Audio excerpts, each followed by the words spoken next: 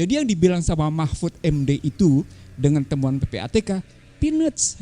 Ulang, peanuts. Jadi kalau tadi dibilang sama Hersu, ini puncak gunung es, ya iya orang kesalahannya sistem kok. No taxation without representation. Tax is representation. Tax is political policy. Gitu ngelihatnya. Maka ketika terjadi abuse of power, maka terjadi abuse of tax. Pasti rumusnya begitu. Gak usah muter jauh-jauh ngelihatnya. Kenapa? Karena Indonesia please to the investor. Dan tidak ada investor yang tidak melakukan kejahatan perpajakan dengan strategic transfer pricing. Saya ulang ya, saya menjadi pembicara di Komisi 11. Saya bilang, kalau bisa ubah Undang-Undang 17 2003, semua anggota DPR Komisi 11 gue cium tangan. Ketika kita masuk ke situ, maka 17 2003 itu tentang keuangan negara menempatkan betapa hebatnya Menteri Keuangan kekuasaannya di atas yang mengatasi kekuasaan Wapres. Saya ulang, betapa hebatnya kekuasaan Menteri Keuangan di atas kekuasaan Wapres. Bahkan dia bisa berhadapan dengan Presiden.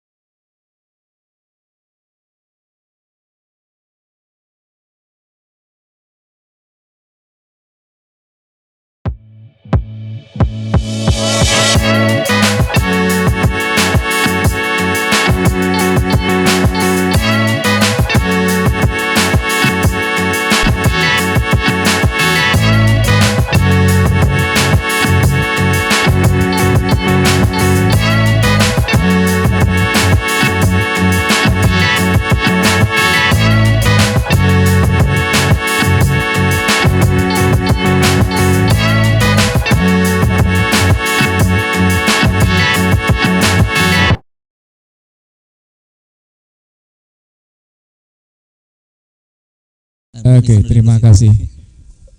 Yang nggak enak mulainya dari kasus, padahal kesalahannya di sistem. Ulang, yang nggak enak mulainya dari kasus, kesalahannya dari sistem. Ini bukan kasus baru. Waktu saya keluar dari DPR, saya membuktikan 2 kasus besar strategic transfer pricing. Kalau 300 triliun, ujung kuku sama gua. Ulang, ujung kuku. Hampir seluruh perusahaan asing itu melakukan kejahatan perpajakan lewat strategic transfer pricing. I get the comment. Di era Joko Widodo, Pansus Pelindo membuktikan juga strategic transfer pricing. Jadi yang dibilang sama Mahfud MD itu dengan temuan PPATK, peanuts. Ulang, peanuts. Jadi kalau tadi dibilang sama Hersu, ini puncak gunung es, ya iya orang kesalahannya sistem kok. No taxation without representation. Tax is representation. Tax is political policy. Gitu ngelihatnya. Maka ketika terjadi abuse of power, maka terjadi abuse of tax. Pasti rumusnya begitu. Gak usah muter jauh-jauh ngelihatnya. Kenapa? Karena Indonesia please to the investor. Dan tidak ada investor yang tidak melakukan kejahatan perpajakan dengan strategic transfer pricing. Dan strategic transfer pricing itu bagi sejumlah pemeriksa dan pengawasan perpajakan itu masalah susah, bukan masalah gampang. Saya kebetulan dapat, BPK juga dapat, beberapa teman-teman dapat. Saya bilang sama Anda ya, termasuk pemirsa FNN, gitu ya. Yuk iseng-iseng ngelihat sekarang. Berapa kondisi pendapatan perusahaan-perusahaan asing itu. Puncaknya nih sekarang nih, saya ngomong ke FMN. Iseng-iseng buka laporan keuangan, Inalum diadu dengan laporan keuangan FCX dalam kasus perpajakan. Berapa triliun mereka punya masalah. Iseng-iseng aja. Itu ya, itu kali dekatin dengan kasus. Balik lagi saya ke atas ke sistem. Di Amerika ini namanya Why People Don't Trust the Government, kajiannya Harvard. Ulang, ini kajiannya Harvard. Waktu itu Bush marah-marah. Di era Bush lah kemudian hanya periode pajak itu surplus terhadap belanja. Tapi dampaknya berikutnya sampai dengan sekarang terjadi namanya defisit habis-habisan. Gak karu-karuan. Keluarlah kebijakan Obama memburu, maka semua orang ribut. Panama Papers, Pandora Papers, Paradise Papers, motifnya satu, memburu mereka yang menghindar pajak. Tapi Obama terburu-buru juga bilang, itu bukan kejahatan ya, karena motifnya lain gitu. Nah sekarang pertanyaannya, sistem ekonomi apa sesungguhnya yang diterapkan di dunia, sistem ekonomi apa yang diterapkan di Indonesia? Saya mengatakan sepanjang Anda menerapkan free market mechanism, maka akan terjadi free capital flow. Ketika Anda bicara free capital flow, Anda akan bicara free tax. Ketika Anda bicara free tax, maka kasus pentingnya adalah berhubungan dengan strategi transfer pricing. Itu hal biasa dalam situasi internasional. Itulah yang saya temukan ketika nama saya masuk dalam Panama Papers. Ulang, itulah yang saya dapetin ketika nama saya masuk dalam Panama Papers. Jadi nggak ada yang luar biasa kalau ngadepin, wong sistemnya yang salah kok. Pemain-pemain ini menikmati sistem yang salah, sama seperti sejumlah politisi menikmati kesalahan amandemen. Dia nikmati habis-habisan. Ngapain juga gue mesti lari? Gue nikmatin aja kesalahan itu. Bego, lu mau lu nikmatin kayak gitu. Itu yang pertama. Yang kedua sekarang, kasusnya. Saya ulang ya. Saya menjadi pembicara di Komisi 11. Saya bilang, kalau bisa ubah Undang-Undang 17 2003, semua anggota DPR Komisi 11 gue cium tangan. Kenapa?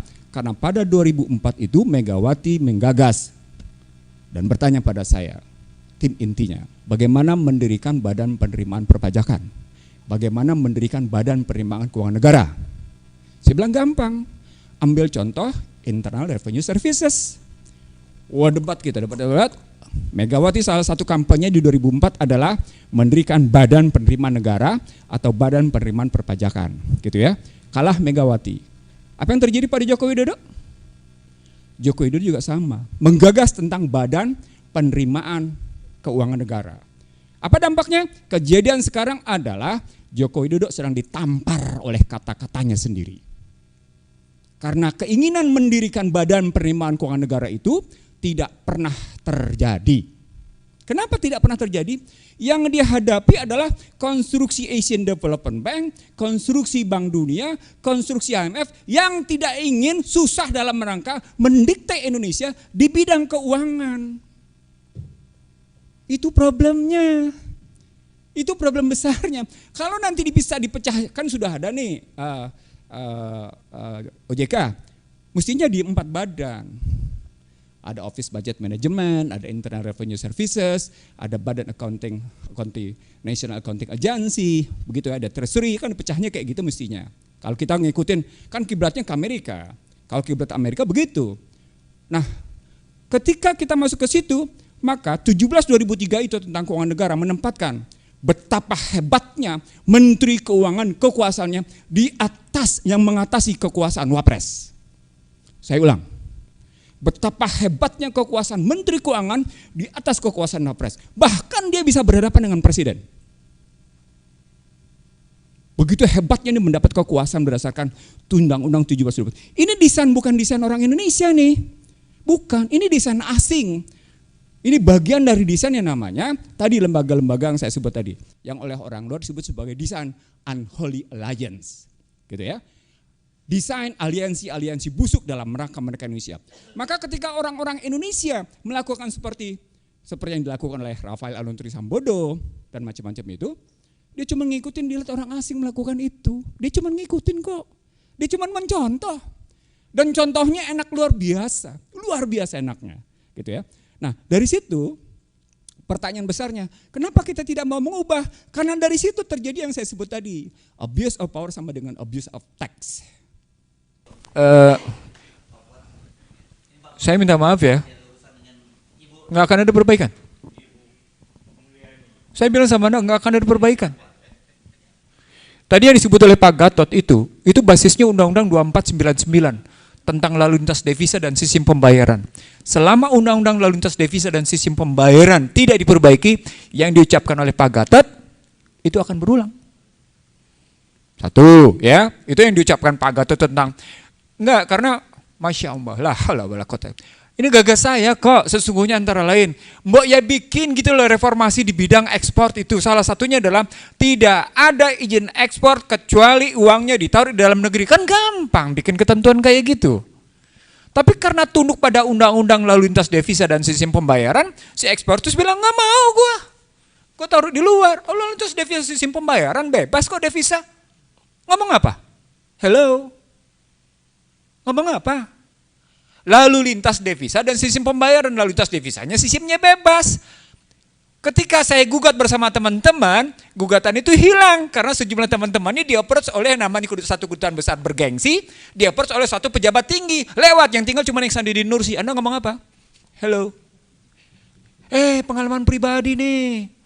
Gue tinggal sendirian ketika gugat undang-undang kayak gini. Itu ngelihatnya. Jadi sorry, saya ingin mengatakan sama Anda, saya bukan pesimis, justru saya optimis. Optimis apa? Optimis ambruk.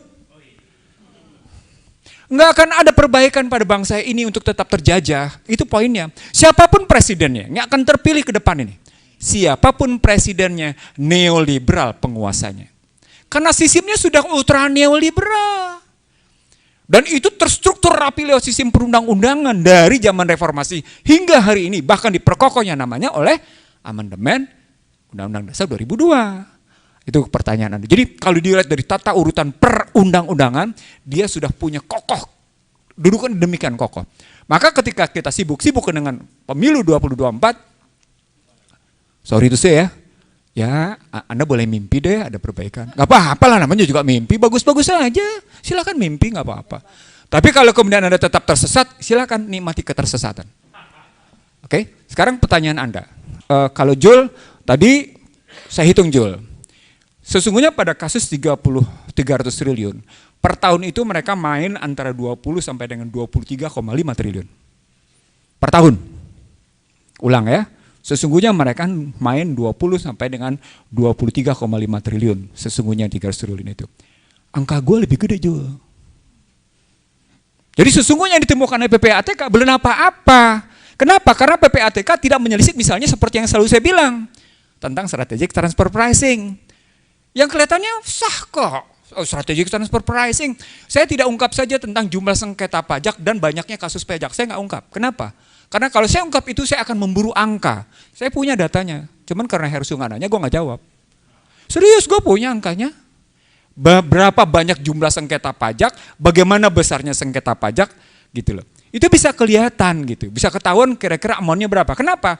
Karena cerita tentang 300 triliun itu per tahunnya bergerak antara 20 sampai dengan 23,5 triliun. Itu yang kelihatan di PPATK. Bagaimana yang kemudian banyak keluar? Lo bisa ngomong apa kalau banyak keluar? Yang statusnya tadi strategi transfer pricing. Dan itu dilakukan oleh rata-rata perusahaan besar di negeri ini.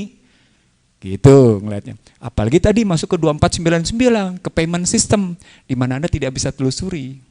Siapa yang bisa sentuh payment system? Hello. Makan lo penghasilan. Anda sekarang, apa tadi pertanyaannya?